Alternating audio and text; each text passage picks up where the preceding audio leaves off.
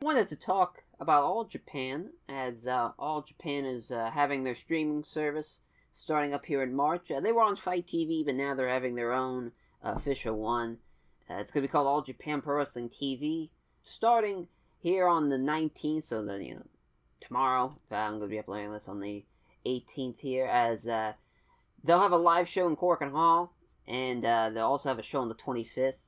Both of those shows will be free if you sign up, so just kind of, if you're thinking, if you just want to see some wrestling on those days, if you're not already, if you're not just loving New Japan Cup and wanting some more wrestling here, All Japan has got you covered. I want to talk about the Champion Carnival here in 2018, as I am very excited for it after the participants were announced, as the Champion Carnival is a Round Robin tournament. It is their version of the G1 if you're a New Japan fan, if you've never seen All Japan before. As, yeah, like I said, with the All Japan Pro Wrestling TV now, that's going to be around 900 yen, so that's going to be $7 to $8 US. I don't know. Wherever else you live in the world, you're going to have to convert that yourself. As, basically, it's like the same price as New Japan World, as they'll have probably up to like 2001 as far as archives, because when Misawa Misawa split and formed Noah, the company that was doing All Japan at the time, that's when they went with Misawa. So when that happened in 2001, so did all of the archive footage and all that went to Noah. So, and that company, which at the top of my head, I forget the name of that company, so it will only be like from 2001 onwards. But as far as archive footage, as the tournament itself, back to the matter at hand here, just one little sidebar, talk about the streaming service. As there's a lot of wrestling going on right now as far as just streaming services, and fuck, especially right now in the time of around WrestleMania weekend with the WWN Super Show, the fucking Evolve show, the Bloodsport Matt Riddle show that Game Changer's doing, the Joey Janela shows, of course WrestleMania and NXT, all that shit. Just more stuff piled on here with this Champion Carnival, because 15 shows will be run from April 7th to April 30th. As far as the participants go, the only man missing for this tournament that I really would love to see would be Daisuke Sakamoto. Big Daisuke fan, as he'll be in the United States on April 5th and 6th for the Evolve and WWN Super Show for that Mania weekend. But it's still a really, really good tournament. I've been excited for this since the participants have been announced. As far as for Block A goes, Block A is definitely the better of the two here, as it's really stacked with some great guys. Start off talking about the ace of All Japan right now, Kendo Miyahara. Is trained by Kensuke Sasaki. Just a little fun fact for you. He had his first match against Sonata way back when. That's pretty cool, having your first match against a guy like Sonata. Two guys that are pretty awesome right now in the world of wrestling in 2018. As he just turned 29 last month. He is the youngest All Japan Triple Crown Heavyweight Champion of all time, at winning it when he was 26. So that's something. When you're thrown into the wolves at 26 be told by Jun Akiyama and the guys at All Japan to go, you're gonna have to carry this promotion on your shoulders at a young age, and it actually worked. It's very rare that happens, but somehow it actually worked. Business improved drastically for All Japan during his 15th month-long reign, and he did it no problem, which is just crazy. Right now, he's about to enter his peak, too. Right now, he's at that age where he's now just 10 years in, and it usually takes a pro wrestler around that 10 to 13 year mark where just everything starts to click.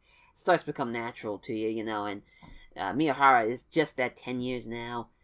He's, those early days, he was pegged as the next Kensuke Sasaki, and he wrestled under his promotion, and being trained by him and having that type of, because Kensuke Sasaki's a bad motherfucker, and he's a great talent. Is he up there like the all-time greats? No, but he was still great.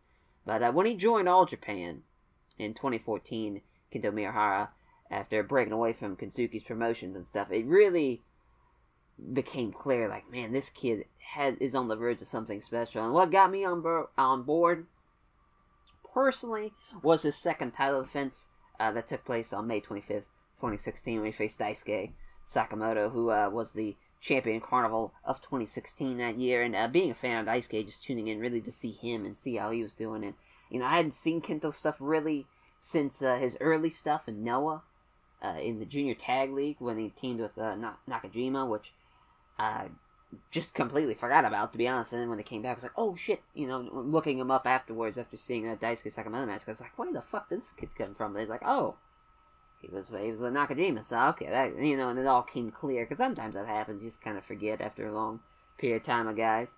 Sometimes the memory isn't sharp, but honestly, right now, I'd have to rate him a 9.5 out of 10 right now. He's almost there. Give him another year or two, and he'll be talked about as the best in the world. He'll be talked about in the likes of an Okada or the Kenny Omega is right now, which I think he could be that good right now.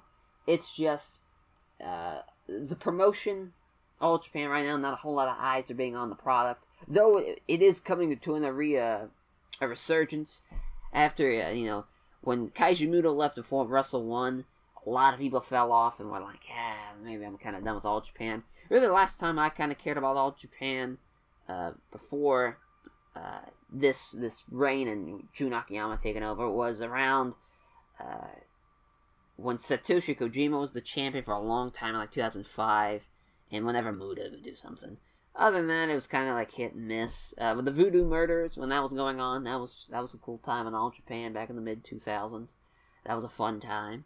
And then, yeah, until the early 2010s, but I kind of stopped watching by then. But he is definitely someone to look out for, too, Kento Miyahara. Another guy is Shuji Ishikawa, who is last year's winner.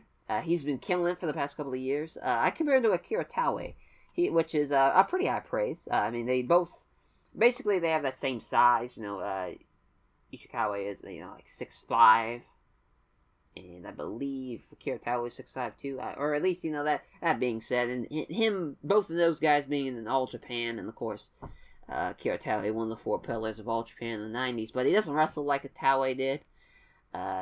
You know, he wrestles more like if Taue started in like the 2000s instead of the late 80s type of thing. He wrestles like a big man would in today's age, and he's tremendous at it. I love his matches with Kento Miyahara. It's a simple story. Because, you know, Kento Miyahara, he's a pretty small fella, at least compared to, you know, Ishikawa. Anybody's a small man. But it's a simple story with just a David and Goliath type of story when it's those two. And, I mean, it's just, he's someone, he could win it this year. I don't think he will, but he definitely is talented enough to do it. Next guy I want to talk about here for the A block is Yuji Hino, who wrestles for Wrestle 1. Trained by Taka Michinoku, was a mainstay in the Kaientai Dojo until like 2013, when he joined Wrestle 1 when it was founded. As ever since then, he's been over there. So he'll be representing Wrestle 1 here. He's tremendous. I love that he's like a caricature of like a Western heel. You know, he flips people off. His moves, he has a signature move and a finishing move. He does a body splash off the frog splash off the top. He does a power bomb as his finish, but they're not called just, you know, a frog splash or power bomb. Of course, now they're called the fucking bomb and the fucking body press. What's not to love about that? But he's one of my personal favorite guys to see on like that kind of lower edge, kind of, I guess you'd call it independence of the Japanese scene. Wrestle 1's a kind of a big promotion, but not really. You know, they're like 5th probably on my list as far as like Japan promotions right now. But man, talking about a guy I fucking love to death, Shingo Takagi, representing Dragon Gate. I love this man, Shingo Takagi. One of the main reasons I'm doing this video is because of him. Because when it was announced that he was on it, I lost my mind. I lost my shit. Shingo, I've been a fan of his at least since 2006, you know, when he was over in Ring of Honor as part of Dragon Gate and team of Naruki Doi.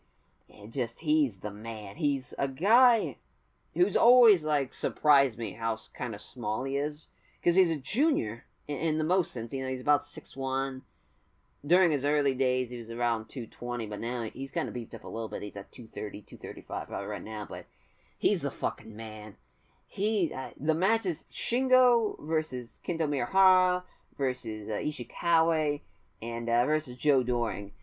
If you love pro wrestling, you're going to want to see those matches. Because especially, in my opinion, I don't do ratings, of course. Like, if you guys know, if you're tuning in for the first time, I don't really do that. But if I were to do that, Shingo and Kento would have a 5-star match before the bell even rang. Like, it'd just be like, yo, like, I cannot fucking wait for that match.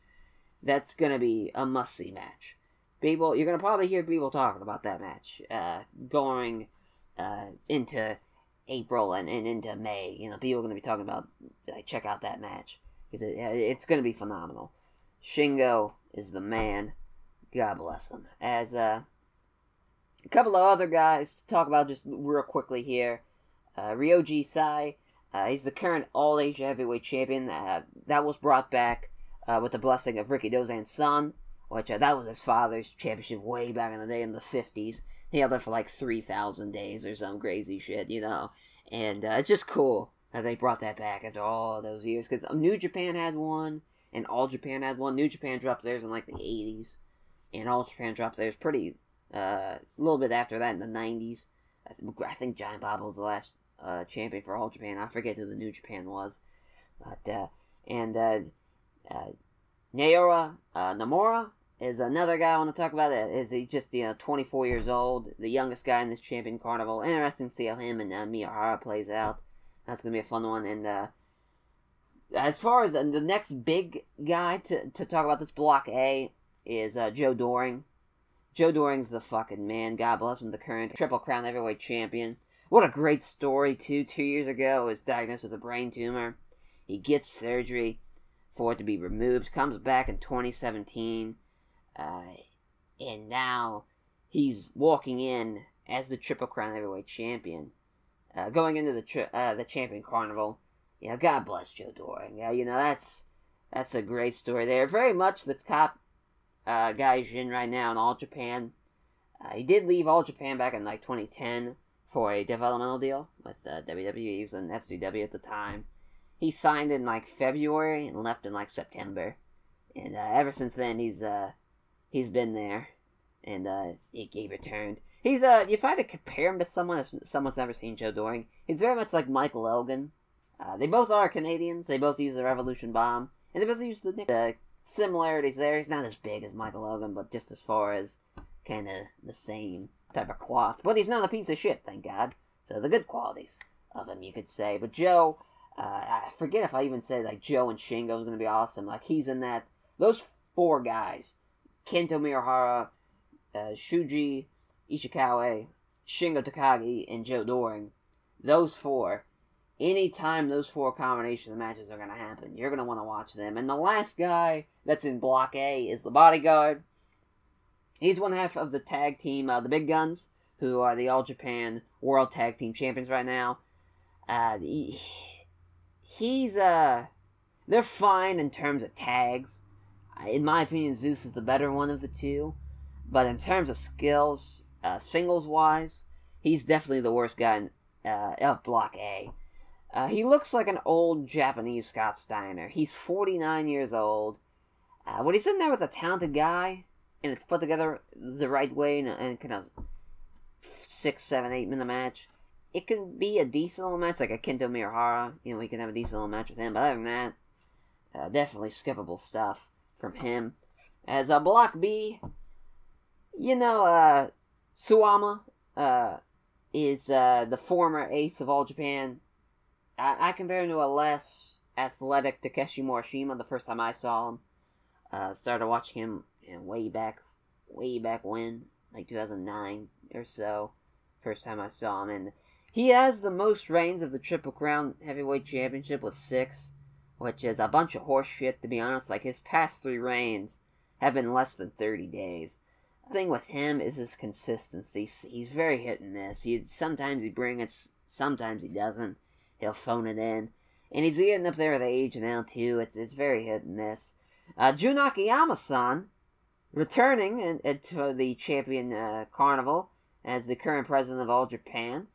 They announced last year that he was retiring from the Champion Carnival, so this is a bit of a surprise. Though they have a couple of injuries on the roster right now, so that could explain it why he's back. But I'm not complaining. I love Jun Akiyama. He's a beast. Fucking love him. Zeus is on Block B, the other half of the big guns, like I mentioned. He is the better one of the two, in my opinion. So excited to see how he plays out against like Marufuji and Jun Akiyama. Speaking of Marufuji, he is representing Noah here. The fucking man. You could say I would put Kendo Miyahara as the most talented guy on this Champion Carnival. And then Shingo. No. I'd put Marufuji, then Shingo, and then Ishikawa, and then Joe Doering. That's just kind of my top 5 there. But Marufuji, God bless him. If you saw him in the G1 last year, he's been one of my favorite guys of Noah throughout the years. Definitely my favorite guy right now, a part of Noah. As he's the fucking man. His match against Jun Akiyama, I cannot wait. That's going to be so awesome. Of course, Jun Akiyama was a mainstay in Noah way back in the day when it was first started. Had a great match with Kenta Kobashi during his crazy-ass reign. And go watch that match. That match is crazy. As Marufuji and Jun Akiyama, that was immediately when I found out they were going to have a match, both in Block B there. I lost it. I just cannot wait to see that. That's a personal, just soft spot in my heart. It's going to be a good match, but just personally, I'm going to just love the shit out of it. Just a couple other guys to talk about just really quick. Kai and Yutaka Yoshi, both freelancers. Haven't seen a lot of Kai to really comment on him. He was a Wrestle 1 guy before he became a freelancer. I do know that much. He was in Onita's retirement match last year. And Yoshi, he's been a freelancer for a lot longer, for about 12 years now. He's probably the worst guy in Block B. Not impressive at all. Just your typical, like, big fat dude. His role is just to give guys in Block B a break. Kind of what Yano does for New Japan, just not a good comedy act, to be honest. But, then the final 2 guys here in Block B, Dylan James, or he might be under James rating here. He's formerly of 0-1. He was probably going to represent 0-1, but he left them. Trained by Team 3D, pretty big dude, 6'5". Excited to see how he does, getting away from 0-1 in the future. That's definitely for the best for him. He's a New Zealand guy. He's got some potential to be very well done if he gets it all together here. Not expecting a whole lot for him, though. Here in this Champion Carnival. Should, Marufuji, I'll have a great match with him, but other than that, I'm not expecting a whole lot from him. And then, rounding up the list, I'll say, is old Yoshi Tatsu here. Took him 15 years to finally become a competent wrestler, but we're finally here. He's been doing well in All Japan, if you haven't been keeping up here, since he joined them after leaving New Japan. A tweet about a little tag match he had back in, I think, January or February on my timeline, back on my Twitter. Forget who was actually the tag team now that I think about it. But it was an awesome tag match. I do remember that. And he's the tag team champions right now with Kendo Miyahara. That'd be cool to see those two kind of collide there in the finals of this. As far as who I think is going to win it, it really is up for grabs here, man, because I don't think Kento Miyahara's going to win it, just because he's the All Japan, or he's the, because there's 2 sets of tag belts. That's what I've always hated about All Japan, because right now, the big guns are the All Japan World Tag Team Champions, and Kento Miyahara and Yoshi Tatsu are the All Japan All Asia Tag Team Champions, so it's kind of like, I've always hated that. I don't understand it. I guess I understand it, but at the same time, it's like, come on, man. Like, do I have to? Why? But, it would be cool to see Shingo Marufuji just as far as an awesome match, but it'd be weird seeing two guys, non-All Japan guys, be in the finals. Would be very weird. You know, Block B, I'd say Suwama, it probably has the best chance of winning Block B, if I had to say. As far as Block A goes, it's so hard. It's such a crapshoot. I'll say Joe Doering. I'll say Joe and Suwama would beat him, and then they'll set up for a title match in the future. That would be my official predictions on that. I won't be reviewing it, the Champion Carnival, just because there's just so much. I'm really not totally invested in it. I'm not going to watch every single match of it. I'll be very picking and choosing. So I just feel like it wouldn't be a full-on review. Even when they see my, personal thoughts and stuff, I'll tweet them out. And, if you want to really, ask me about it or something, on Twitter, I'll definitely tell you my thoughts if you really want to know. Or, if people comment enough, I'll talk about it. I'll make a review of it. But hopefully you guys do check out the Champion Carnival. A lot of great matches are going to happen, and you'll be missing out on something great, in my opinion. So I wanted to give a spotlight to All Japan, even though New Japan right now is killing it with the cup. The semifinals are done now. As, Tanahashi's been killing it. He has been killing it. As, him and Zack have really just been killing it in this New Japan Cup right now. Exciting stuff, but that will do it for this video. Hopefully you guys enjoyed it, and we'll see you next time. Take care.